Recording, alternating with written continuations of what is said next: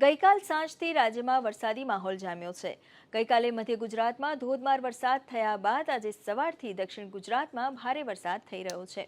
આજે હવામાન વિભાગ તરફથી છોટાઉદેપુર, નર્મદા, સુરતમાં રેડ એલર્ટ સાથે છૂટાછવાયા સ્થળોએ અત્યંત ભારે વરસાદની આગાહી છે, જ્યારે વલસાડ, નવસારી, ડાંગ, તાપી, ભરૂચ, વડોદરા, પંચમહાલ, દાહોદ, બનાસકાંઠામાં ઓરેન્જ એલર્ટ સાથે છૂટાછવાયા સ્થળોએ ભારેથી અતિભારે વરસાદની આગાહી છે।